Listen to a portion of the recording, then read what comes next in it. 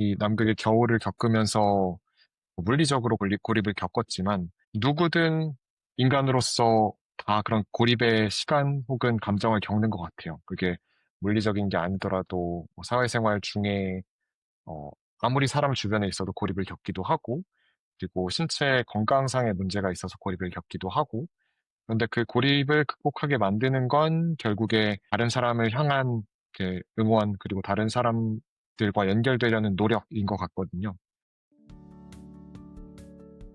안녕하세요. 고민수의 고온 팟캐스트에 오신 걸 환영합니다.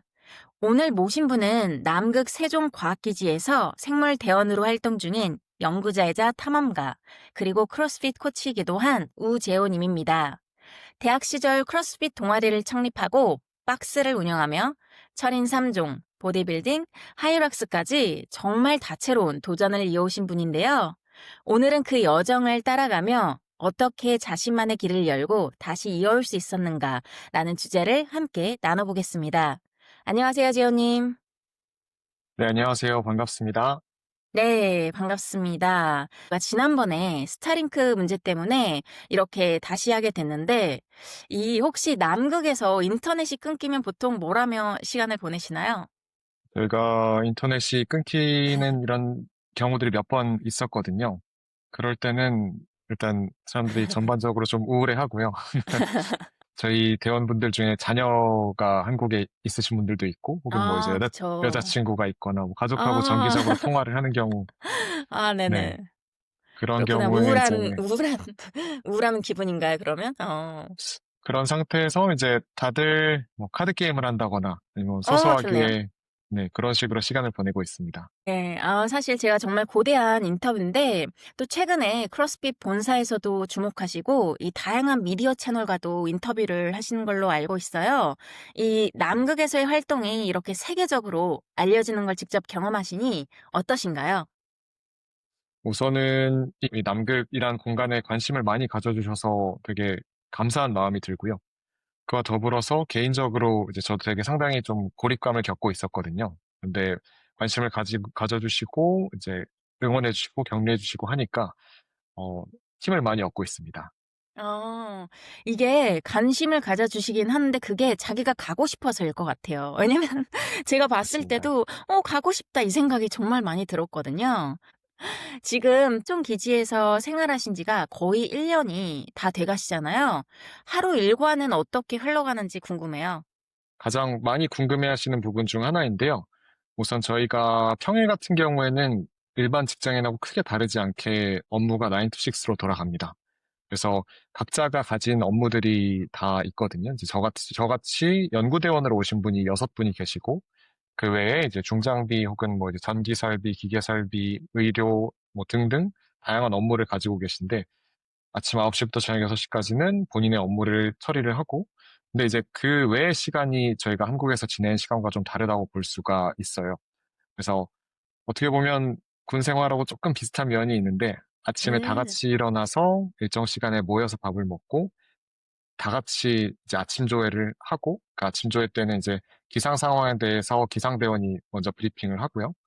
그다음에 다 같이 요가를 하는 세션을 가지고, 그다음 각자 아까 음. 말씀드린 것처럼 시간을 가지고요. 그다음에 저녁 식사 후에는 보통 뭐 저와 같이 운동을 하시는 분도 계시고, 혹은 개인 정비 시간을 가지시는 분도 계시고, 맥주 한잔 하시는 분들도 계시고, 그렇습니다.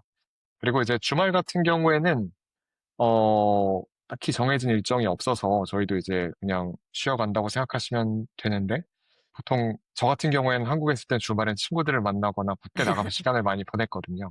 그쵸. 근데 이제 여기 있으면서는 이제 보통 이 공간에서 보내다 보니까 어떻게 시간을 뭐 재밌게 보낼지 혹은 의미 있게 보낼지 고민을 많이 하고 있습니다. 아, 네. 그렇군요. 들으면 들을수록 사실 재밌겠는데? 막 웰니스 리트릿 같은 느낌이 나요. 네. 근데 일하면서 좀 약간 섞어서 하는 이런 느낌인데, 물론 아까 말씀해 주신 것처럼 그런 고립감에서 오는 어려움도 되게 있을 것 같아요. 저희가 그 부분은 좀 나중에 이야기를 할 건데, 사실 맥주도 마신다? 뭐 어떤 음식을 먹지 약간 이런 네. 부분을 또 궁금해하시는 분들이 있을 것 같아요. 아무래도 네네. 남극이다 보니까 우리가 뭐 슈퍼 가서 사 오고 이런 게 아니잖아요. 네. 음식 같은 경우는 또 어떻게 좀 조달이 되는지 막 냉동식품을 먹는 건지 어떻게 지금 건강을 관리하고 계시나요? 네. 우선은 저희가 이 식자재 같은 경우에는 저희 조리대원 분께서 1년치 식량을 계획을 하시거든요. 그래서 그분이 주문한 물품들을 보통은 이제 평일 같은 경우에 조리대원님이 요리해 주신 방식대로 저희가 음식을 섭취를 하고 주말 같은 경우에 조리대원님도 이제 휴식을 취하셔야 되니까 그 식재료를 가지고 저희가 요리를 해 먹거나 혹은 개인적으로 해 먹거나 이런 식으로 하거든요.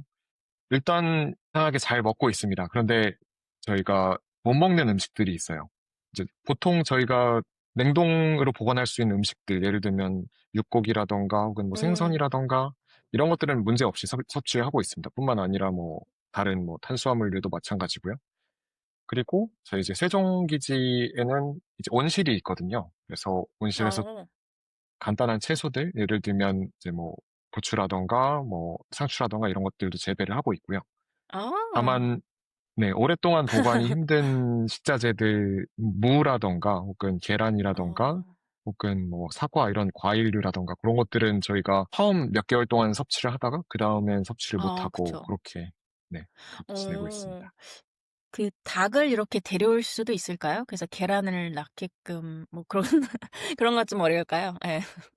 너무 아주 춥나? 좋은, 그러니까 네. 아니요, 저도 그랬으면 너무 좋겠는데 특히 저는 오히려 어. 저희는 무슨 생각을 하냐면 강아지나 고양이가 한 마리 있었으면 좋겠다 이런 생각을 많이 좋겠다. 하는데 남극 대륙을 남북 대륙에 이제 기지들이 여러 개가 있거든요. 그 기지들마다 네. 저희가 협약을 맺고 있는 남극 조약이 있어서 음.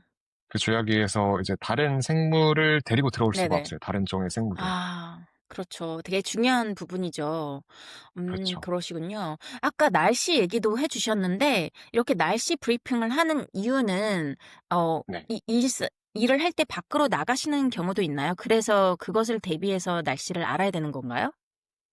네, 맞습니다. 우선 대원마다 야외 활동을 하지 않는 경우들도 있거든요. 그런데 일단 첫 번째로 기지 주변을 어떻게 안전에 대비할지를 확인하기 위해서 기상 브리핑을 진행을 하고요. 예를 들어서 눈이 많이 오게 되면 저희가 제설 작업 계획을 세워야 되고, 그리고 이제 뭐 눈보라가 치면, 건물 간 이동을 제한하기도 하고요.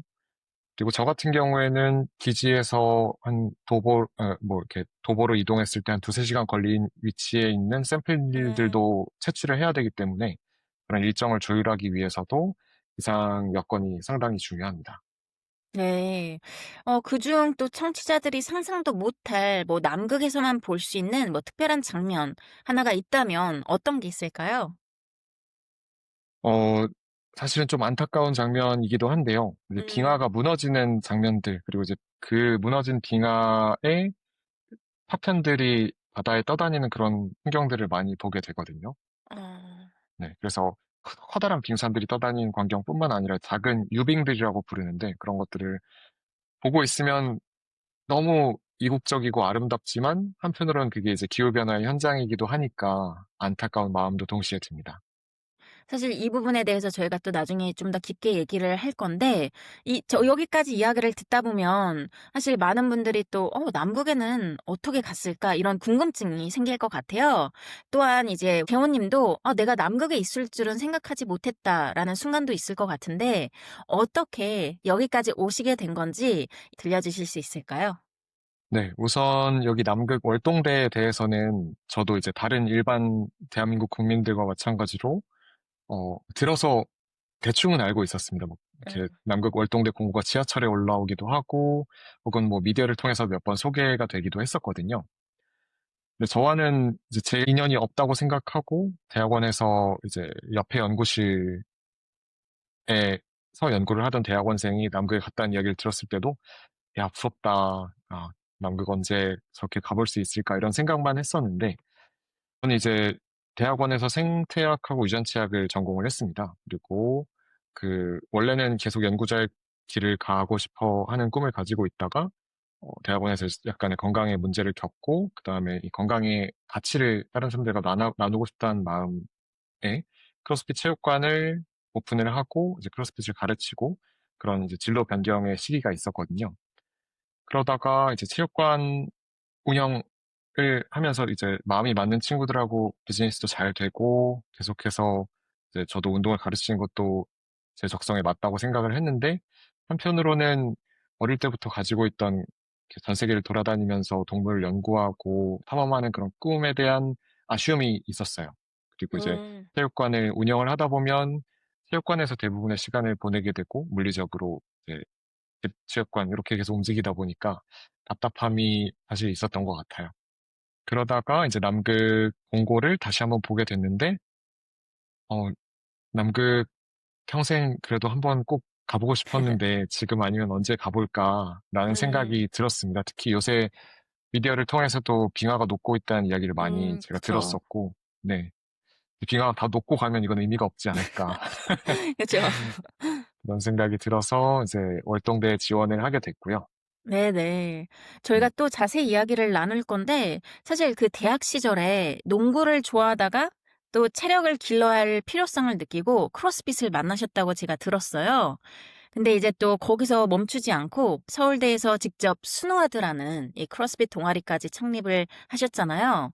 보통은 사실 대학을 다니지, 동아리를 다니지 이렇게 막 창립은 많이 안 하는 것 같은데 왜 커뮤니티까지 만들어야겠다고 생각을 하셨나요?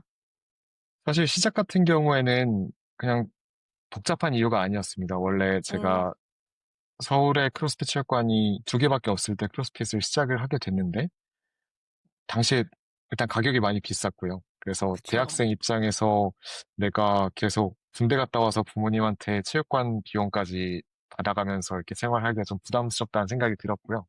그래서 군대 갔다 와서는 크로스핏 체육관을 다니기 힘들겠다라는 생각을 음, 했어요. 그런데 이제 미국 같은 경우에 대학교 내에서 크로스핏 클럽이 운영되는 것들을 보고 바스켓볼, 그러니까 뭐, 농구 동아리도 있고, 축구 동아리도 있는데, 크로스핏 음, 동아리는 없으란 법이 없지 않을까라는 생각이 들어서, 제가 일병 때 크로스핏 레벨원 이제 코치 세미나를 듣고, 제대를 하고, 그 다음에 이제 대학교에 돌아와서 동아리를 만들게 되었습니다. 그래서, 동아리를 만들 때는, 사실 제가 지인들을 여러 명을 꼬셔서, 내가 밖에서 들어와, 들어와. 운동하면, 네. 그렇죠.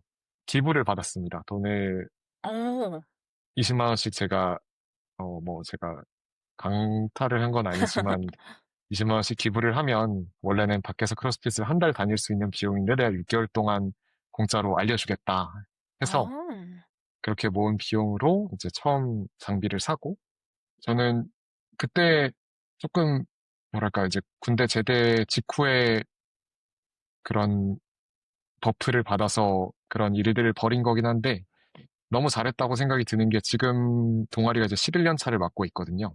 와, 근데 서울대에서 규모가 가장 큰 동아리 중 하나가 됐고요. 와, 멋지네요. 네. 아, 그 참 50만 원에 계속 다니면 굿딜이죠, 굿딜. 좋은 좋은 딜 같은데 그 열정이 그 건강을 또 알리고 싶다라는 그 마음에서 시작하셨다고 제가 들었는데 사실 거의 이제 1 세대랑 뭐 마찬가지잖아요. 크로스핏으로 봤을 때 이제 한국에서 막 붐이 일어나기 시작할 때. 그래서 또 저랑 친한 우리 고온 팟캐스트에도 오셨던 우리 노고은 코치님, 대한민국의 이 크로스핏 또 1 세대로 유명한 여성 코치님이신데 또 그분과도 아셔 가지고 되게 반가운 느낌이 있었어요. 앞서서 저희가 또 그 헤이데이 크로스핏이라는 또 박스를 운영하셨다고 잠깐 얘기를 해 주셨는데 또 사업적으로는 성공을 거두셨지만 또 많은 분들이 성공하면 또 행복하다." 이런 게 되게 당연하다고 느끼지만 재호 님은 오히려 거기서 또 고립감을 느끼셨다고 말씀하셨었는데 그 사업을 하면서 왔던 그런 고립감이 어떤 거였는지 나눠 주실 수 있을까요? 네. 헤이데이 크로스핏은 이제 제가 대학교 때 저는 서울대학교에 크로스핏 동아리를 만들었었고, 정말 신기하게도 같은 시기에 중앙대에도 크로스핏 동아리를 이제 만든 형이 있었어요. 그 형, 그리고 이제 그 동아리에서 활동하던 또 친한 동생, 그러니까 저하고도 친하게 지내던 음. 동생 셋이서 이제 계속 원래 운동도 같이 하고 캠핑 가기도 하고 이렇게 취미로 운동을 하면서 지내다가 그런 시기가 맞았던 거죠. 언젠가 크로스핏 한번 체육관을 운영해 보자 하던 이야기가 이제 시기가 맞아서 이제 실현을 하게 된 거죠. 그래서 헤이데이 크로스핏은 지금도 잘 운영되고 있고 많은 분들이 이제 사랑해 주시고 계신데 저는 그러니까 헤이데이 크로스핏을 운영하고 운동을 가르치는 그 과정이 다 너무 좋았어요. 그런데 동시에 내가 앞으로 5년 뒤, 10년 뒤에도 계속 체육관을 운영하면서 만족할 수 있을까라는 부분에서 뭔가 조금 아쉬움이 있었던 것 같아요. 그러니까 이건 친구들한테는 정말 제가 미안한 부분이었고, 제가 떠나게 된 부분이. 하지만 아무래도 이 부분에 대해서는 저를 우선시해야 된다는 판단이 들었고요. 그래서 그런 아쉬움과 더불어서 이제 물리적으로 계속 한 공간에 갇혀 있게 되는, 그러니까 뭔가 루틴하게 돌아가는 그런 일상 속에서 아쉬움을 많이 느꼈던 것 같습니다. 그래서 사실 저는 좀 한 군데 잘 못 붙어 있는 성격이거든요. 네네네. 저랑 네. 비슷합니다. 네. 아, 그렇습니까? 네. 네. 그런 면에서 조금 고립감을 겪었던 것 같습니다. 네. 사실 정말 공감이 되는 게 저도 이제 운동을 좀 오래 하고 피트니스 업계에 있으면서 보통은 다들 이제 짐을 오픈을 하고 이렇게 운영을 하시는데 저한테도 계속 "왜 짐을 열지 않냐." 이러는 얘기를 많이 들었어요. 근데 저는 그 생각이 이렇게 짐을 열면 자리를 잡아야 되고 그 안에서 뭔가 갇혀 있어서 그냥 반복된다는 그게 제가 원하는 그런 어떤 방향이나 이런 삶과는 좀 다르다라는 생각이 들었어요. 그래서 약간 사람마다 좀 다를 것 같아요. 요새는 또 뭐 평생 직업이라는 개념이 없기 때문에 우리가 예전처럼 뭐 '내가 식당 하나를 열어서 쭉 갈 거야.' 하시는 분도 계시지만 또 다양한 것들을 도전하고 이렇게 실험을 하는 저 같은 경우도 그런 식으로 그래서 재훈님의 얘기가 되게 공감이 가요. 그리고 어떻게 보면 또 재훈님은 사실 연구원을 또 하시다가 잠시 피트니스 길로 이렇게 갔다가 다시 지금 연구원으로 돌아오신 약간 그런 기분이 제가 들었거든요. 네.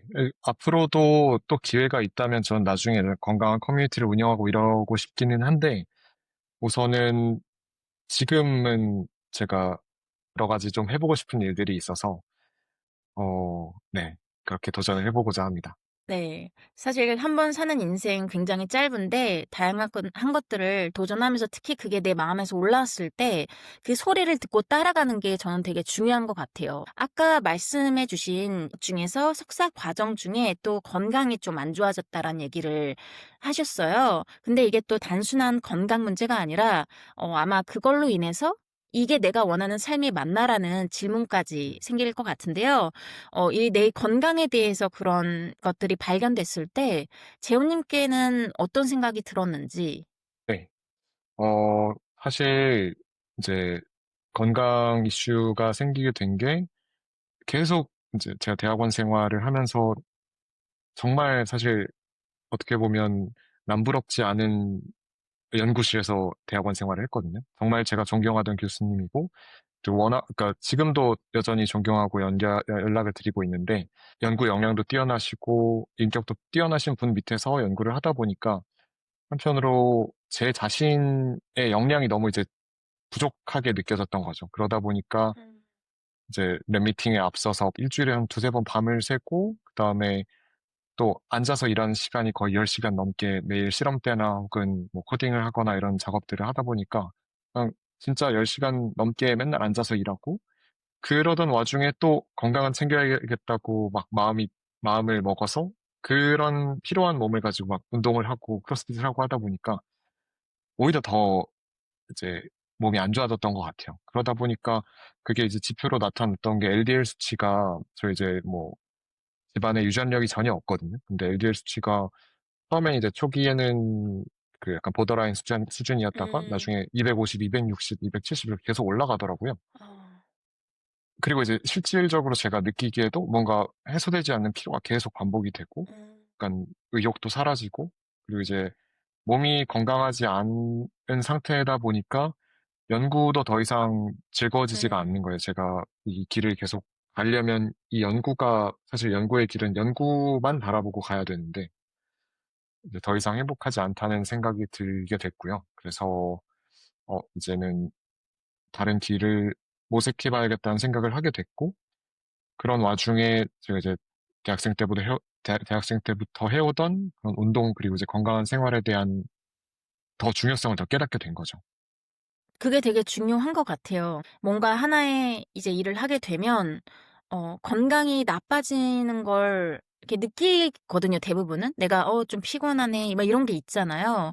근데 가장 좀 위험한 게 그러한 신호들을 무시하고 '아 그래도 난 이걸 해야 돼.' 아니면 뭐 이런 여러 가지 일 때문에 이런 내 안에서 올라오는 소리, 내 몸이 말해 주는 소리들을 듣지 않고 계속했을 때 추후에 되게 더 큰 문제가 생기는 경우도 많은데, 재호님은 얘기를 들어보면 뭔가 나의 그런 소리를 되게 잘 들으시는 것 같아요. 예를 들어 내 건강도 이렇게 관심을 있게 보시고, 아니면 또 내가 원하는 게 이게 맞을까 이런 것들.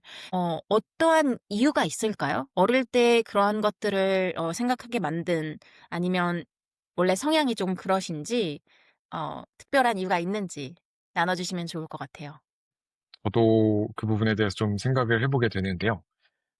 제가 조금 이른 시기에 어떤 진로의 고민을 좀 깊이 했던 경험이 있습니다. 제가 고등학교를 다니다가 이제 과학고등학교 3학년 때 자퇴를 하고, 그리고 이제 삼수를 하고 방황을 했던 시기가 있거든요. 사실 그 시기를 겪으면서 야생동물 연구하고 싶다는 꿈을 가지게 된 거고, 그런 시기를 거치면서 내가 어떤 것들을 내 삶에서 중요한 가치로 삼아야 되는지에 대해서 고민을 많이 했었고요. 근데 그런 고민이 끝났다고 생각을 했던 거죠. 어, 어쨌든 그런 진로 고민의 경험을 한번 겪으면서 계속 이제 내면의 나 자신과 대화하는 시간들을 끊임없이 가져왔던 것 같아요. 그리고 몸과 대화하는 방식은 제가 이제 운동을 하면서 익힌 것 같은데, 어떻게 보면 한편으로는 좀 아쉬움도 있었거든요. 이렇게 틈틈이 제가 연구자의 꿈을 뭐 10대, 20대 계속 오랫동안 가져왔었기 때문에 그걸 제가 포기하는 과정에서 스스로에 대한 죄책감도 상당했고, 한편으로는 조금 더 몸을 혹사해서라도 그 길을 갔어야 하나, 나 스스로 좀 더 멱살 잡고 하나 하는 생각도 들지만, 지금 돌이켜보면 맞는 선택을 했다고 판단이 들고요. 그 맞는 판단의 근거 같은 경우에는, 지금도 느끼지만 제 몸에서, 어, 들리는 어떤 그런 소리들을 듣고 계속 거기에 신경 써줘야 내가 지속 가능한 어떤 건강한 삶을 살아갈 수 있다는 생각을 하기 때문에 그렇게 판단을 하게 된 것 같습니다. 음. 과학고를 다니시다가 또 자퇴를 하셨다고 했는데, 사실 고등학교를 이렇게 자퇴하는 경우는 있겠지만 흔하지는 않잖아요. 그래서 어떠한 특별한 이유가 있으셨는지, 사실 고등학생 입장에서 자퇴를 하기까지 한다는 이유가 있다면 뭔가 되게 어려운 그런 당황하는 시절이 되었을 것 같아요. 그 시절이 혹시 어땠는지 좀 나눠주실 수 있을까요? 네, 우선은 과학고등학교 때 이렇게 제가 뭐 적응을 못하거나 그런 건 아니고 막 회장 선거도 나가고 그리고 이제 동아리 활동도 활발하게 하고 잘 지냈었거든요. 근데 이제 과학고등학교는 보통 2학년 때 조기 졸업을 한 반 정도가 하고 3학년으로 나머지가 올라가서 3학년 때 또다시 입시를 치르게 되는데, 이제 고등학교 2학년쯤부터 해서 저희 뭐 집에 개인적인 사정들이 좀 있었습니다. 그래서 아버지께서 사업에 실패하신 일도 있고 부모님이 이제 이혼하시기도 하고 그러면서 제가 개인적으로 그런 좀 시련을 겪기도 했고, 그럼과 동시에 이제 고등학교 2학년 때까지는 학교 내에서 항상 뭔가 창의적인 그리고 어, 오픈된 방식으로 의사소통이 이루어지고, 그러니까 다른 일반적인 커리큘럼하고 다르게 과학에 대해서 진짜 열정을 쏟을 수 있는 방식으로 학업이 진행이 됐거든요. 학업 시스템이. 근데 고등학교 3학년으로 가다 보니까 뭐 당연하게도 입시 중심으로 돌아가게 되고, 그러다 보니까 제가 그 당시에 좀 정신적으로 여러 가지 시련을 겪으면서 또 동시에 어떤 삶의 의미 혹은 앞으로의 어떤 방식으로 살아가는 게 좋은 삶인지 그런 고민들을 계속 하고 있었던 것 같아요. 그런데 그와 동시에 학교에서 이렇게 벌어지는 어떤 입시 중심의 시스템에 약간 회의를 느끼기도 했었고, 그러다 보니까 지금은 내가 입시를 치를 수 없는 상황이겠다라고 생각이 들어서 이제 고등학교를 일단 떠나서 다시 일단 좀 생각을 해야겠다라고 판단이 들어서 자퇴를 하게 됐습니다. 사실 그게 지나고 나서 얘기를 하면 우리가 이렇게 좀 쉽게 이야기를 할 수도 있지만 그 당시에는 정말 힘들었을 것 같아요. 이 여러 가지로 특히 이 가정에서 오는 그런 것들이 본인만이 알 수 있는 그런 어려움인데 또 진로는 사실 중요하잖아요. 특히 우리 대한민국에 사는 고등학생의 네. 과학고를 다니다가 자퇴를 한다? 굉장히 어려운 그런 선택이 됐을 것 같은데 그 당시에 부모님의 그런 반응은 어떠셨을까요? 내가 자퇴를 하겠다 했을 때 네. 부모님이 오케이." 그러진 않았을 것 같아요. 사실 그 질문을 많이들 해주시거든요. 주변에서 제가 고등학교 자퇴했다는 이야기를 어. 하면 어, 부모님이 어떻게 반응하셨냐, 혹은 부모님 억장이 무너지지 않으셨냐, 이렇게 이야기를 많이 하시는데, 어머니는 좀 걱정과 우려를 많이 하셨고, 어. 안타까움을 많이 표하시고, 만류를 하시기도 했었고, 근데 아버지께서는 제가 왜 자퇴를 해야 되는지에 대한 이유를 설명드리고 나서 아무런 반대 없이 허락을 하셨어요. 네. 음. 사실 아버지께서 제가 뭐 예를 들어서 고등학교를 자퇴했을 때 혹은 남아공으로 원숭이 연구를 하러 간다고 했을 때 혹은 뭐 남극에 온다고 했을 때 뭐 이럴 때마다 반대를 하신 적이 없거든요. 네, 항상 그 이유가 합리적이고 너가 원하는 거라고 하면 음. 항상 네네. 네, 지원을 해주시고 응원해 주셨기 때문에 그 부분에 대해서 항상 감사하고 있습니다. 정말 이해가 가요. 사실 어머님께서는 어쨌든 그 반대를 하신 것도 내 아들 잘 되기를 바라는 마음에서 "너가 과거까지 갔는데 대학을 가야지 않겠냐." 이런 마음일 테고 또 반면에 아버지께서 그런 의견을 존중해 주시고 근데 그냥 단순히 네 하고 싶은 대로 해가 아니라 그 이유가 뭔지 들으시고 "네 말이 맞구나. 열심히 해 봐라." 이렇게 적극적인 지지가 사실은 우리가 많이는 볼 수 있는 풍경은 아닌 것 같아요. 그래서 그런 것들이 있었다는 게 정말 '행운이다.'라는 생각이 들기도 하는데 거기에 또 삼수를 하셨는데 그렇게 네. 삼수를 하면서까지 막 꼭 이루고 싶었던 목표가 있을까요? '아 난 서울대를 가야 돼.' 이런 게 있었을까요? 사실 이제 고등학교 자퇴를 앞두고 이제 존경하는 교수님을 찾게 돼서 그 교수님께 이메일을 드리고 그분을 이제 동경하면서 동물학자의 꿈을 꾸게 됐거든요. 이제 요새 유튜브도 하고 계신 최혜철 교수님이신데, 약간 좀 이상과 현실일 수도 있는데, 자퇴를 할 때는 제가 고등학교 3학년 때 성적이 확 이렇게 떨어졌었어요. 그런 제가 고민들을 겪으면서 공부에 집중하지 못하고, 음. 그러면서 동시에 오히려 더 어떻게든 서울대학교에 일단 입학을 해야겠다. 그 학교에 가야 내가 원하는 야생동물 음. 연구하는 그런 생태학자의 꿈을 이어나갈 수 있겠다라는 생각이 들어서 그런 이제 이상과 현실의 그 괴리가 커졌던 거죠. 그런데 삼수를 하면서 제가 계속 공부를 했던 게 아니라 삼수를 하는 과정이 자퇴를 하고 나서는 이제 한동안 조금 뭐 공부를 하지 않고 그냥 친구들을 만나고 운동을 하고 농구를 하고 그런 시간을 보내다가 이제 입시를 조금 준비를 하다가 그 당시에 이제 또 집안 뭐 분위기나 이런 것들이 제가 막 계속 앉아서 공부하고 이럴 만한 분위기가 아니었다 보니까 뭐 제가 중학교 때 과학고를 준비하던 학원에 가서 뭐 특목고 입시를 네네. 하는 그런 학생들을 가르치기도 하고 음. 그리고 나서 이제 뒤늦게 다시 입시를 3수 때 돼서 이제 치르기 시작을 했습니다. 그래서 음. 그 과정에서 이제 전부터 존경하던 교수님을 이제 직접 찾아뵙고 학교에서도 인사를 드리게 되고 그러면서 조금 더 이제 어떤 방향으로 공부를 해나가야 될지 앞으로 진로를 좀 더 확신하게 됐고 그러면서 다시 입시를 치르고 이제 대학교에 입학하게 되었습니다. 이 과정을 들으니까 굉장히 또 진취적인 그런 학생이었던 것 같아요. 분명하게 내가 원하는 목표가 있고 이게 내가 가고 싶지만 여기는 안 되겠다라는 걸 아시고 정리를 하고 또 다른 방법으로 하는 게 어떻게 보면 일반적이진 않지만 우리가 다들 하는 과정은 아니지만 나만의 과정을 따라가면서 거기에서 또 계속 내 꿈을 잃지 않고 찾아가는 게 되게 멋지다라는 생각이 들어요. 그래서 그러한 그 과정이 지금 도전을 대하는 태도나 또 삶을 바라보는 방식에 어떤 영향을 주었다고 보실까요?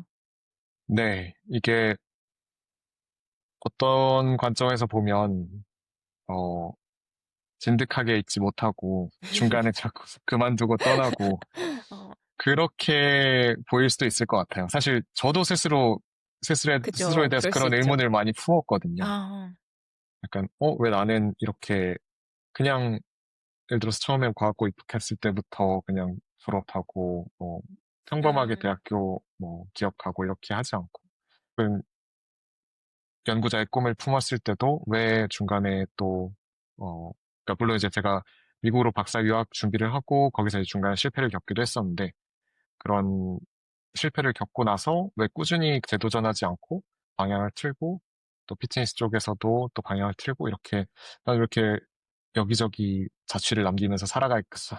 이런 고민들을 많이 네네. 했었거든요. 그런데 앞서 말씀 주신 대로 약간 그 처음에 제가 고등학교를 자퇴하면서 겪었던 그런 자아 성찰의 시간들이 계속 저한테 영향을 끼치고 있는 것 같아요.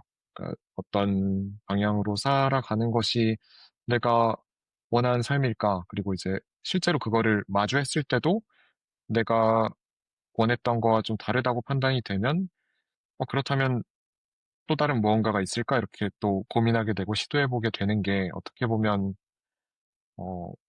제 아이덴티티 중에 하나로 자리 잡게 된 것 같습니다. 네.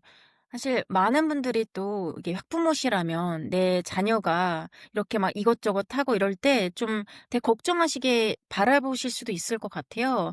근데 말씀하신 것처럼 사실 그때에는 여러 가지를 시도해 보고 이게 우리가 모르잖아요. 뭘 '내가 이걸 진짜 해야겠다.' 이런 게 모든 학생들이 그런 걸 읽지가 않은 경우가 아닌데 그렇다면은 최대한 많은 걸 경험해 보고 '어 이거 아니네.' 그럼 또 다른 것도 해 보고 이래야지만 결국은 나의 길을 또 찾아갈 수 있는 것 같은데 그것을 네. 또 빨리 아시고 재호 님께서는 자기만의 길을 계속 찾아간 것 같아요. 근데 오답은 없는 것 같아요. 그냥 이것도 하고 저것도 하면서 계속 바뀌어가는 게 또 삶이 아닐까라는 생각이 드는데 네, 공감합니다. 아 네네. 사실 이 얘기가 좀 안타까운 부분이 제가 좀 입시 얘기를 안 할 수가 없을 것 같아요. 우리 지금 재원 네, 님과 얘기를 하다 보니까 저도 어릴 적을 생각해 보면 이 고등학교 때 목표가 그냥 저는 하나였던 것 같아요. 그냥 '좋은 대학을 가야 된다.' 어쨌든 간에 한국에서 말하는 그런 인서울이라 그러죠. 저는 서울대는 가고 싶었지만 뭐 너무 멀었고 이렇게 제 점수가 너무 멀었고 그래서 인서를 그냥 생각하면서 목표가 그거다 보니까 사실 내가 뭘 좋아하고 뭘 하고 싶고 이러한 것들을 생각할 겨를이 많진 않았던 것 같아요. 근데 네. 재호님 같은 경우는 어릴 때 이 연구대원이 또 되고 싶다라는 그런 것들을 빨리 알 수 있었던 그런 이유가 있을까요? 어릴 때부터 그냥 그런 쪽으로 좋아했던 건지 어떤 게 연결이 돼서 그 꿈을 좀 빨리 찾을 수 있었는지. 근데 저도 사실 진로를 빨리 정했다고 생각을 했지만, 그리고 물론 지금 이제 남극에 와서 또 생물 연구를 하는 업무를 하고 있지만, 또 남극 이후엔 다른 계획을 하고 있고, 남극에 오기 전에도 다양한 길을, 다양한 뭐 시행착오를 겪어왔잖아요. 그래서 앞서 말씀 주신 대로 계속 그런 다양한 시행착오를 겪을 수 있는 분위기와 문화가 자리 잡는 게 되게 중요한 것 같아요. 근데 그쵸. 그게 단순히 뭐 그러면 이제 이것저것 다 해보자 이런 게 아니라 저 같은 경우에는 어렸을 때 생물학에 관심을 많이 가지게 됐고 그 생물학에 관심을 가지게 된 계기도 제가 어렸을 때 되게 막 곤충 같은 걸 엄청 좋아했었거든요. 곤충이나 네. 뭐 아버지하고 같이 뭐 산에 가고 이런 걸 좋아했는데 그런 제가 좋아하는 것들을 계속 조금씩 이제 이렇게 따라간 거죠. 따라가다가 네. 그러다가 이제 삶의 의미에 대해 고민하고 이런 방황의 시기를 겪었을 때도, 어, 어떻게 보면 생명체로서의 혹은 동물로서의 저 자신, 그리고 어떤 진화론적인 관점에서 어떤 삶의 의미 이런 것들을 접하게 됐거든요. 그러다 보면서, 이게 내 길이다라고 확신이 들었던 것 같고, 하지만 음. 이제 그 확신이 또 무조건 이제 전 연구자여야 한다라고 생각을 했는데, 또 그 확신이 깨지는 사건들이 있었고, 네, 그런 것들을 겪었던 것 같습니다. 결국엔 내가 좋아하는 것을 쫓아가되 그 진로는 언제나 이제 바뀔 수 있다는 걸 염두에 두고 계속해서 탐색의 시간을 가져가는 게 중요하지 않을까 싶습니다. 네. 그 연구자를 가야겠다는 게 나의 확신이라고 생각을 하셨는데 그것이 깨졌다는 걸 느꼈을 때는 운동을 만나고 나서 '내가 크로스핏 를 가야겠다.' 이 순간이었을까요? 운동은 취미라고만 생각을 했었어요. 제가 대학교 때 네네. 계속해서 운동을 해오긴 했지만, 어, 근데 이제 대학원에서 그런 건강 이슈를 겪고 연구가 더 이상 즐겁지 않다고 판단이 들었을 때가 어떤 모멘텀이었던 것 같습니다. 그런 면에서 사실 인생은 참 예상 못하기 때문에 더 멋있고 되게 즐거운 여정을 우리한테 주는 것 같아요. 내가 만약에 여기 맞습니다. 갈지 알았더라고 하면 재미없잖아요. 근데 남극 그럼요. 가야겠네? 이러니까 또 재밌는 이런 스토리들이 많이 생기는 것 같은데 남극에서 또 18명이 1년 동안 이 고립된 채 살아가는 건 누구에게나 큰 도전일 텐데요. 그런데도 그 기지에서 에너자이저라는 또 별명을 얻으셨다고 들었어요. 이 지치지 네. 않고 버틸 수 있었던 그런 원동력이 무엇일까요? 아무래도 결국 크로스핏 덕분이 크로스핏. 아닐까 싶거든요. 그죠. 몸이 네. 이 육체가 건강해서 나올 수 있는 파워. 음. 우선 저희가 여기 남극의 여름 같은 경우에는 이렇게 총 체류 인원이 한 50명 가까이 되거든요. 그래서 그 남극의 여름이라 하면 한 11월 말부터 해서 2월 말까지, 그래서 한 3개월 정도가 됩니다.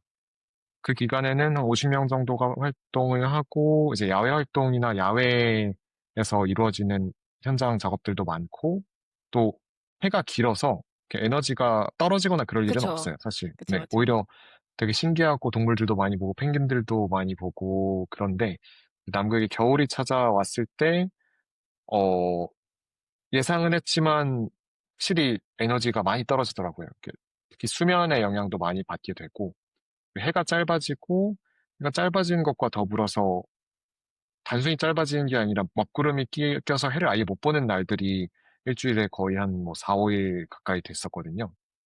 그러다 보니까 당연하게도 불면증이 오고 무기력감이 찾아오고, 근데 그런 와중에 저희가 계속 크로스핏을 같이 훈련을 하고 몸을 움직이고 이런 것들이 어, 일단 큰 긍정적인 영향을 주었던 것 같습니다. 맞아요. 저도 참 공감할 수 있는 건 제가 시애틀에 있는데 시애틀이 여름은 굉장히 막 해도 길고 북쪽이잖아요 되게. 그래서 네네. 좋은데 겨울이 만만치 않습니다. 그 해를 못 보고 쭉 가고 비가 오고 막 이러면 진짜 이 우울증에 걸리는 게 뭔지 알 것 같아요. 그래서 음. 너무 힘들 수 있다. 예. 그럼에도 불구하고 이렇게 운동으로 계속 이겨내는 모습이 너무 멋진데요. 이 무기력에 빠지기 쉬운 환경임에도 불구하고 또 굳이 운동을 이어가는 그런 것을 보면 그건 단순히 습관을 넘어서서 어떻게 보면 스스로를 지켜내는 선택 같이 보이는데 배우님께 굳이의 힘은 어떤 의미였나요? 내가 굳이 이것을 해야 되는 이유? 네, 사실 원래 제가 한국에 있고 혹은 뭐 서울에 있고 이럴 때는 체육관을 가는 게 저한테는 힘든 일이 아니었거든요. 보통 이제 운동하러 가는 거를 습관을 만들어야 되고 운동 자체를 부담스럽게 여기시는 분들이 많은데 전 체육관이 항상 설레는 공간이었고, 어, 오늘 운동은 뭘까? 오늘 운동은 뭐 또 어떤 또 재미있는 일들이 있을까? 항상 그런 설렘의 대상이었는데 여기 와서는 체육관을 가는 게 정말 어려웠습니다. 그래서 네. 저희 생활동에서 체육관이 있는 건물까지 걸어서 1분도 안 되는 거리, 한 2, 30m 거리에 위치해 있는데, 거기까지 가기가 심리적으로 이 무기력감이 심하니까 정말 힘들어지더라고요. 그리고 체육관에 가서도 원래는 막 몸 풀고 이제 빨리 운동하고 싶고 이랬는데, 이 약간 억지로 몸을 풀고 그리고 이제 심박수를 올리고 나서야 이제 좀 운동을 할 수 있겠다 이런 위안이 들고 그러고 이제 운동을 하고 이렇게 시간을 보냈던 기간이 한 3개월, 4개월 됐던 것 같아요. 남극의 겨울 동안. 근데 말씀해주신 대로 운동을 하기 싫은 날이던 혹은 이제 너무 처져서 체육관에 가기 힘든 날이던 혹은 조금 컨디션이 좋아서 뭐 체육관을 쉽게 가는 날이던 어쨌든 몸을 움직이고 나면 훨씬 컨디션이 좋아지고 활기가 돌고 또 다른 어떤 생활을 하는 데 있어서도 긍정적인 정신과 힘이 나는 걸 느껴지거든요. 그래서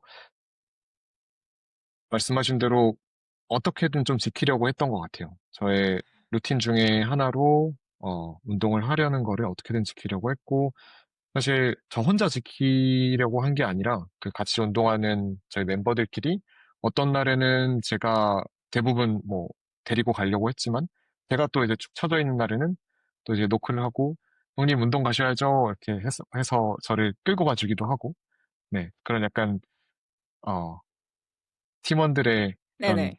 도움도 컸던 것 같습니다. 네. 이 운동을 하기 힘드신 분들은 그렇게 친구분, 파트너를 하나 두는 거 아니면 여러 명 해서 같이 서로 응원해 줄 수 있는 그런 환경을 만들면 좋을 것 같고 네, 일을 하고 막 이러다 보면 피곤해서 막 못하겠어 이러지만 정말 운동이 주는 그 장점이 정신적으로, 육체적으로 하면 훨씬 좋아지기 때문에 많은 분들한테 사실 권해드리고 싶어요. 특히 이 앉아 계시는 시간이 많으신 분들.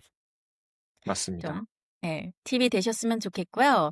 아까 우리 남극에서 볼 수 있는 약간 특별한 순간으로 이 빙하가 이렇게 무너지는 걸 얘기를 해 주셨는데 남극에서 사는 생물들 중에 우리가 흔히 못 보는 그런 친구들도 있잖아요. 그래서 예전에 인스타그램에 뭐 펭귄이나 혹등고래 뭐 이런 만난 경험을 얘기해 주셨는데 혹시 또 신기하거나 되게 좋았던 아니면 연구원으로서 이런 동물 좀 이런 것들이 이런 게 있구나 이런 사람들한테 알려줄 만한 그런 게 있을까요? 네. 우선은 남극하면 펭귄을 가장 먼저 떠올리실 텐데 예, 보고 싶어요, 펭귄. 그렇죠. 예. 어, 펭귄은 제가 볼 때마다 얘네들은 무슨 생각을 하고 저런 행동을 하고 있는 걸까? 이런 어. 생각들이 많이 들거든요. 네네. 예를 들어서 제가 뭐 이제 남아공에서 개코 원숭이 연구도 했었고 개구리 연구도 했었고 이제 다양한 동물 연구를 했었는데 쟤네들은 뭐 어떤 동인에 의해서 어떤 목적에 의해서 저런 행동들을 하고 있다 이런 것들이 이제 음. 파악이 되는데 펭귄들은 멍 때리고 있거나 혹은 진짜 왜 저기에 앉아서 저러고 있지? 이런 생각들을 많이 하게 되는 그런 행동들을 보여주는 것 같아요. 그래서 펭귄들은 진짜 계속 보고 있어도 질리지 않는 것 같습니다. 그리고 펭귄 말고도 저희 기지 앞을 종종 찾아오는 동물들 중에 이제 물개랑 물범들이 있거든요. 근데 이제 남극 물개라고 해서 물개는 한국의 이제 독도 근처에 서식하는 강치도 물개하고 비슷하게 같은 이제 종에 속하는데 물개가 처음엔 왜 물개라고 부를까라고 생각을 했었어요. 그런데 조금 이제 거리가 가까워져서 어, 경계 행동을 할 때 소리를 내는 게 정말 개처럼 이렇게 막 어. 컹컹 이렇게 지저대거든요. 그래서 어. 남극에도 개가 있구나 이런 또 아. 생각을 하게 됐고요.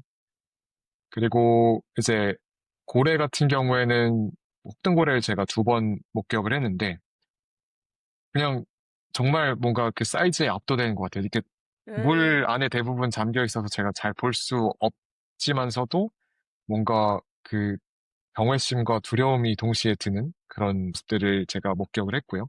실제로는 그렇게 사람을 공격하거나 그런 일이 거의 없어서 안전하긴 한데 여전히 그 크기에 압도되는 그런 네, 감정이 있습니다. 네. 사실 정말 너무 부러운 게 저도 그런 동물들을 보면서 우리가 막 동물원에서 보는 거랑은 차원이 다르잖아요. 그들이 하는 행동을 그냥 자연스럽게 볼 수 있다는 게 너무 매력적인 것 같습니다. 음 또 남극 최초의 이 크로스핏 체육관을 만드셨잖아요. 정말 놀라웠던 건 사비로 장비를 다 보내셨다고 듣고 '와 대단하시다.' 이런 생각이 들었어요. 그 과정을 좀 들려주실 수 있을까요? 우선 남극 이제 월동대 합격하고 나서 한 3개월 뒤에 저희가 개인 짐을 보내거든요. 저희가 몸과 간단한 짐들은 이제 비행기를 타고 넘어가지만 1년치 생활에 필요한 그런 짐 그리고 이제 식품 보급 이런 것들은 또 배로 보내게 됩니다. 그런데 음. 보통은 이제 우체국 박스로 한 두세 개 정도 뭐 옷가지랑 그다음 뭐 개인적으로 취미 생활할 것들 이런 것들을 보내게 되는데 그 당시에 이제 처음 뵌 기지 대장님께 이제 제안을 드렸어요. 제가 크로스핏을 이제 대원들한테 같이 알려드리고 하고 싶다라고 말씀을 드렸고, 저 스스로도 생각해 봤을 때 1년 동안 운동을 제대로 못하면 정말 가뜩이나 고립된 공간이 더 우울할 아, 것 그쵸, 같다는 그쵸. 생각이 들더라고요. 그래서 다행스럽게도 이제 그 기지 대장님께서 운동을 배우고 싶어 하시고 좋아하시는 분이었고, 그래서 그런 이제 로잉 머신이랑 바벨이랑 플레이트랑 뭐 캐틀벨 등등등 해서 거의 다른 대원분들의 짐의 거의 한 10배 되는 부피와 크기를 가진 짐을 보내게 됐고요. 지금은 어, 후회하지 않고 정말 그렇게 하길 잘했다라고 생각을 하고 있습니다. 네. 그게 궁금했어요. 왜냐면 비쌀 것 네. 같은데 그 장비도 비싸지만 또 보내는 데까지도 되게 비쌀 것 같은데 음. 그러한 경우가 있었군요. 그러면 끝나고 장비 이렇게 다시 들고 오시는 건가요? 아니면 놔두시는 건가요? 로잉 머신만 제가 한국으로 다시 이렇게 반송할 네네. 예정이고요. 나머지 장비들, 뭐, 바벨 플레이트, 캐틀벨 덤벨, 뭐, 링 등등등, 한 300만 원, 300만 원어치 되는 정도의 장비는 여기 그냥 기증을 할 생각으로 와서 두고 갈 네네. 생각입니다. 아, 그 말은 즉 다음번에 또 분들이 오시면 이 남극에 계신 분들은 그냥 크로스핏 짐을 이용할 수 있다. 그죠? 계속해서 이제 이용할 수 있는 공간으로 남아 있는 거죠? 네, 맞습니다. 아, 너무 멋있는 것 같아요. 그 또 드라비는 무료라고 들었어요. 그리고 크로스핏 이 지분대도 이제 또 돈을 안 내시는 거죠? 이게 NGO 같이 들어가서. 그죠? 네, 비영리지부, 제가 이제 비영리. 대학생 때 등록했던 이제 대학교 동아리도 비영리지부로 등록을 한 거거든요. 그래서 저희 그 대학교 동아리 혹은 이제 뭐 군, 경찰 혹은 저희처럼 이렇게 코치가 돈을 버는 형식이 아니면 비영리지부로 네. 등록을 할 수 있고 그 어필리에이션 피를 따로 내지 않거든요.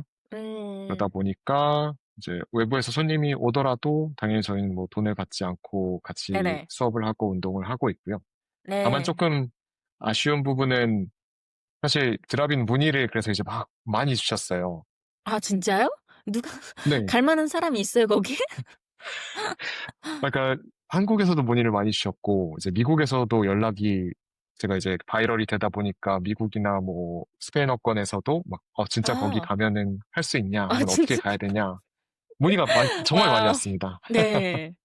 근데 아. 제가 답변을 드리는 내용이 우선 오시면은 당연히 이용을 하실 수 음. 있고 같이 운동을 할 수가 있는데 일단 제가 위치한 세종기지를 오시려면 크게 두 가지 방법이 있거든요. 하나는 이제 극지연구소를 통해서 여기 세종과학기지에 연구원 혹은 뭐 연구원이 아니더라도 그 극지연구소에서 종종 뭐 예술가분들이나 일반인들을 초청해서 오는 경우들이 있거든요. 프로젝트성으로. 그런 경우로 이제 오시게 될 경우 혹은 또 이제 근처에 있는 과학기지, 다른 국가의 기지들의 대원들이 방문을 할 경우 이런 게 이제 하나고 두 번째는 개인적으로 여기를 오시고 싶어 하시는 분들인데, 그거는 사실 제약이 많은 게, 일단 남극을 개인적으로 여행을 오는 건 불가능하고요.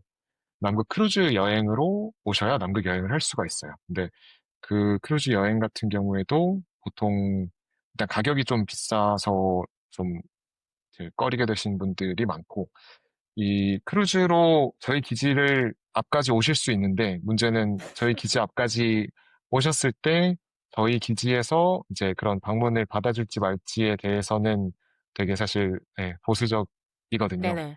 네, 물론 음. 연구 목적 혹은 이제 특별한 목적이 네네. 있을 때는 저희가 받아들이기도 하는데 그렇지 않은 경우에는 뭐 오시기가 힘들어서 사실 그렇게 말씀을 드리고 있습니다. 네. 맞죠. 또 남극이라는 지역 자체가 보존돼야 될 그런 지역인데 막 운동을 하러 크루즈 타고 가 가지고 내가 가서 하는 게 어떻게 보면 그죠? 우리가 하려는 취지랑은 또 좀 다를 수 있을 것 같아요. 또 남극에서 이 올리신 영상 하나가 사실 이렇게 저와 또 인연이 되었고 크로스핏 본사에서도 또 인터뷰가 오고 다양한 미디어에서 이렇게 재호 님의 여정을 지켜보시는데 재호 님께는 그러한 경험이 이 행동에 어떻게 보면 힘을 음. 느끼는 순간이라고 생각이 되거든요. 어떠셨는지 그 과정을 좀 얘기해 주실 수 있을까요? 네. 사실 여기 와서 이제 크로스핏 정식 지부 등록을 하고 이제 운동은 계속 하고 있었지만 원래 남극에 오면서 초반에 그 영상을 만드는 작업을 해보고 싶었거든요. 왜냐하면 여기 남극 배경으로 한번 저희가 항상 크로스핏 하는 사람들은 또 이제 막 생탈하고 운동하고 이런 것들을 그쵸, 그쵸. 하니까 그래서 남극 배경으로 한번 해야지 하고 생각을 하다가 이걸 미루고 미뤘어요. 이게 왜 미뤄졌는지 뭐 돌이켜 보자면 이제 남극의 하계 기간엔 연구 활동들 때문에 음, 바빴고 또 겨울에는 날씨의 영향도 컸고 그리고 제가 스스로 무기력을 겪는 것도 있었고 음, 그런데 이제 여기 남극의 동지 때쯤이 됐을 때 남극의 동지가 6월 중순인데 그때 제가 이제 존경하고 따르는 형 한 분한테 연락을 드렸거든요. 근데 그 형한테 제가 여기 남극에 와서 이런 것들을 하려고 한다라고 구두로 말씀을 드렸었고, 어, 그 형이 저한테 이제 안부를 물으면서 계획했던 것들을 실천하고 있느냐라고 물어봐 주셨어요. 음, 근데 제가 그렇지 않다라고 이제 답변을 드리고, 그러면서 형님께서, 어, 운영하시는 프로젝트에 초대를 해주시게 됐거든요. 오연호 작가님이라고 작년에 이제 행동력 수업이라는 책을 쓰신 분이신데, 그분이 개인적으로 진행한 프로젝트가, 구지 프로젝트라는 게 있습니다. 네, 그래서 네. 거기서 한 100일에 걸쳐서 매일 하루에 하나씩 굳이 뭔가를 해보는 거예요. 일상 속에서. 아, 굳이, 네. 이렇게 네네. 뉴스레터를 보내주시고. 그래서 제가 정말 존경하고 대단한 형님이신데, 음, 그분이 운영하시는 그런 프로젝트에 들어가서 10명에서 이제 매일 글을 쓰고 또 기록을 하는 그런, 그걸 공유하는 그런 커뮤니티를 남극에서 이제 참여를 하기 시작했고요. 그러면서 저도 점점 다시, 어, 내가 미루던 것들을 해봐야겠다라고 생각을 하게 됐고, 그 중 하나가 이제 남극에서 뉴스레터를 제가 매일 하나씩 이렇게 발행을 하는 거를 해야겠다라고 생각을 하고 있었거든요. 그런데 음, 그걸 또 미뤄오다가 이번 기회에 이제 제가 그 여러 커뮤니티, 이제 뭐 원래 대학교 커뮤니티라던가 혹은 뭐 스레드라던가 그런 데 이제 올려가지고 어, 오픈 카톡방을 만들어서 거기 이제 들어오신 분들한테 매일 사진 영상과 하나와 글을 올려드리고 있어요. 근데 그 지금 어, 카톡방에 거의 800명이 넘게 들어오시게 됐고, 오, 네, 그리고 그 운동 영상도 미뤄오던 걸 제가 이제 영상을 찍고 편집하는 것도 이제 촬영 같은 경우에 여기 같이 근무하는 지질 대원이 도와주고 편집 음, 같은 경우는 제가 혼자 하게 됐는데 그게 사실 촬영하고 편집하는데 이틀밖에 안 걸렸거든요. 근데 그걸 이제 계속 미뤄오게 된 거예요. 근데 네. 그렇게 해서 편집해서 업로드를 하고 나니까 많은 분들이 관심 가져주시고, 이제, 내가 움직여야 세상이 나를 더, 지켜봐주고, 더 알아봐주고, 또 새로운 길이 열리는구나라고 음. 느끼게 된 좋은 계기 중 하나였던 것 같습니다. 네. 정말 이 행동의 힘이라는 걸 되게 느끼시는 순간일 것 같은데, 물론 이 세상에 알리는 게 또 한 가지겠지만, 재호님 같은 경우는 많은 사람들이 할 수 없는 그런 경험이잖아요. 그렇기 때문에 굉장히 소중한 것 같아요. 우리는 남극에서 어떤 일이 일어나는지, 어떠한 생물들이 살고 있는지 대부분은 모르지만, 그것을 기록해 주시기 때문에 또 우리가 같이 그러한 것들을 알게 되는 정말 많은 분들한테 도움이 되는 그런 콘텐츠를 만들어 주시기 때문에 더 좋은 호응을 받지 않나 생각이 드는데요. 아까 저희가 일부에서 이 빙벽 붕괴를 또 보셨는데 뿐만 아니라 남극에서 또 지진 또한 경험하셨다고 제가 들었어요. 그래서 그런 걸 보실 때마다 우리 지구가 변한다는 걸 몸으로 직접 체감을 하실 텐데 그 경험이 재호님의 삶을 바라보는 시선이나 앞으로의 여정에 어떤 변화를 주었나요? 네, 앞서 말씀드린 대로 빙벽이 무너지고 또 그 소리를 듣고 이런 경험이 거의 20번 가까이 제가 보고 와. 듣고 했거든요. 그와 더불어서 저희 남극 반도의 근처에 위치한 드레이크 해협에서 올해 진도가 7이 넘는 큰 지진이 2번 있었습니다. 근데 그 중 한 지진은 제가 자다가 옆에서 누군가 이제 흔들어 깨워서 일어날 정도로 그 강도가 컸었고 저희가 비상사태로 다 같이 이제 당직실에 모이기도 하고 그랬었습니다. 다행히 이제 기지에 큰 피해는 없었는데요. 대학생 때 수업 혹은 미디어로만 접하던 자연의 이 재해들이나 이런 현상들을 겪게 되면서 이 삶의 유한성에 대해서 더 가깝게 느끼게 된 것 같아요. 이게 뭔가 내가 꿈꾸던, 내가 상상하던 어떤 미래에 없을 수도 있겠구나라는 생각이 문득 들더라고요. 그러니까 기후변화가, 물론 이제 지금 뭐 당장 앞서서 뭐 지진이 계속 일어나고 막 화산이 막 터지고 이런 일들은 아니겠지만 앞으로 10년, 20년 이 지구에서 살아가는 동안 어떤 일이 벌어질지 모르는 거구나라는 생각들을 하게 됐어요. 그래서 미래가 불확실하다면 내가 지금 하고 싶었던 그리고 가지고 있던 꿈들을 미루지 않고 실천을 하고 실현을 하는 게 중요하겠다라는 결론까지 도달을 하게 됐고요. 그래서 남극을 나간 이후의 계획에도 조금 더 그런 영향을 끼치게 된 것 같습니다. 남극에서 일이 끝나시면 그러면 어떠한 일정을 갖고 계신가요? 저희가 이제 여기 월동대 생활을 마치면 보통 한국으로 귀국을 하게 됩니다. 근데 저 같은 경우에는 한국으로 바로 돌아가지 않고 이제 중간에 LA를 거쳐서 한국으로 들어가게 되는데 저는 이제 LA에서 여기 월동대원분들과 이별을 하고 다시 남미로 내려와서 아르헨티나부터 시작해서 이제 1년 정도 탐험을 할 예정이고요. 남미 이후에도 그런 여행을 하고 탐험한 과정을 글과 영상으로 기록하고 싶습니다. 네. 또 한 번 더 모시고 싶어요. 이런 일정 마치시고 돌아보면서 또 얼마나 더 많은 걸 경험하시고 했을까. 그때 또 한 번 나오셔서 나눠 주시면 너무 좋을 것 같고요.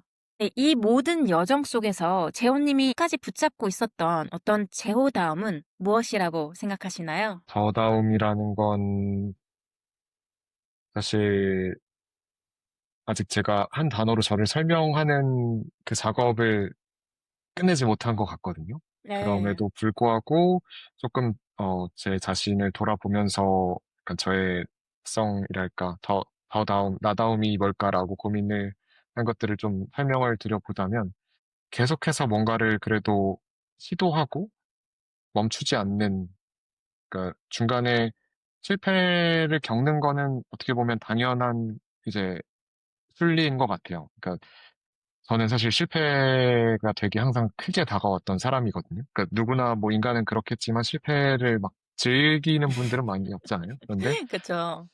네, 이제는 실패가 그렇게 막 저한테 크게 다가오지 않는 것 같아요. 근데 이게 되게 감사한 부분이기도 하고, 뭐 그래서 앞으로도 계속 뭔가 꾸준히 시도하고 과감하게 실패하고 그리고 계속해서 나아가는 그런 특성으로 저 자신을 어, 정의하고 그렇게 추구하고 싶습니다.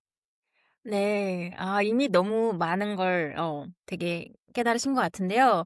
말씀한 것처럼 저는 실패라고 저도 더 이상 부르지 않고 그냥 경험이었다. 그리고 그러한 사실 과정이 없이는 내가 도전을 하고 거기서 경험을 얻지 않는 이상은 성장을 할 수가 없잖아요. 그래서 가장 우리한테 주어진 또 축복이 어떻게 보면 이 실패라는 단어가 아닐까 생각이 듭니다. 이 인터뷰에서 제가 여쭤보진 않았지만 이야기 꼭 하고 싶다 이런 게 있다면 나눠 주시겠어요? 네, 제가 사실 이번 6월, 7월 이 남극의 겨울을 겪으면서 고립의 감정을 되게 크게 느꼈거든요. 그런데 사실 저는 지금 이번에 여기 와서 물리적으로 고립을 겪으면서 그런 고립을 겪었지만 누구든 인간으로서 다 그런 고립의 시간 혹은 감정을 겪는 것 같아요. 그게 물리적인 게 아니더라도 뭐 사회생활 중에 어, 아무리 사람 주변에 있어도 고립을 겪기도 하고 그리고 신체 건강상의 문제가 있어서 고립을 겪기도 하고 그런데 그 고립을 극복하게 만드는 건 결국에 여전히 다른 사람을 향한 그 응원 그리고 다른 사람들과 연결되려는 노력인 것 같거든요. 누군가 힘들어하고 힘든 시기가 있을 테니까 주변 사람들한테 더 관심을 가지고 또 그런 고립의 시간을 겪고 있는 분들은 주변 사람들한테 더 이렇게 응원을 구하고 혹은 이렇게 도움을 요청하고 그런 시간들이 중요한 것 같습니다. 아, 네. 너무 좋은 말씀 해주신 것 같아요. 온라인에서 보내는 시간이 많아지면서 어떻게 보면 우리 인간에게 정말 중요한 그런 이런 사람과의 관계가 조금씩 멀어지는데 조금 더 관심을 갖고 서로 가까이 지내는 그런 계기가 되길 저 또한 바랍니다. 좋은 말씀 너무 감사하고요. 마지막으로 곤 팟캐스트에서 모든 게스트들에게 드리는 질문입니다. 지금 이 시기 재호님께 잘 사는 삶은 어떤 모습인가요? 변할 수도 있으니까 그냥 지금 느끼시는 대로만 알려주시면 돼요. 잘 사는 삶이란 결국엔 뻔한 이야기이긴 한데요. 하루하루 누적이 되어가는 것 같아요. 그래서 저 스스로도 어떤 과거에는 고정된 목표, 그리고 고정된 어떤 나의 모습을 그려놓고 거기와 맞지 않는 나 자신을 자꾸 약간 넌 왜 그렇게 아직도 부족한가 이렇게 자꾸 돌아보게 되고 약간 비하를 했던 것 같아요. 그런데 결국에 언제 우리가 이 세상을 떠날지 모르잖아요. 우리가 결국에 지금 살아 있는 거는 이 순간이고 오늘 하루인데 이 오늘 하루를 잘 보내고 오늘이 누적되다 보면 언젠가 내가 어떤 또 다른 모습이 되어 있을 것이고 그래서 그 고정된 자아상을 가지고 고정된 목표를 가지고 살아가는 것보다는 나는 어떤 모습이든 될 수 있다라고 이렇게 열린 마음을 가지고 오늘 하루를 더 의미 있게 그리고 알차게 그리고 즐겁게 보내는 게 잘 사는 삶이 아닐까 생각을 합니다. 아, 네. 저도 너무 동감하고요. 오늘 하루에 사실 최선을 다하고 만족한다면 미래는 그렇게 더 아름답게 만들어지지 않을까 생각합니다. 오늘 재호님의 이야기를 들으면서 한 번 선택한 길만이 전부가 아니라는 걸 배웠습니다. 다른 길을 걸어도 그 경험들이 쌓여 결국 본래의 꿈과 다시 이어질 수 있다는 것. 연구자이자 코치, 탐험가로 살아온 재호님의 여정은 우리 모두에게 내가 진짜 원하는 삶은 무엇일까를 돌아보게 합니다. 앞으로 이어질 탐험과 기록의 길들 진심으로 응원하겠습니다. 우재호님, 오늘 고운 팟캐스트에 함께 해주셔서 대단히 감사합니다. 감사합니다. 너무 즐거웠습니다. 오늘의 대화가 여러분에게도 작은 영감과 용기가 되었길 바랍니다. 오늘 이야기에 공감하셨다면 구독과 공유로 함께 해주세요. 우리의 여정은 계속됩니다. 다음 에피소드에서도 함께 고운해요.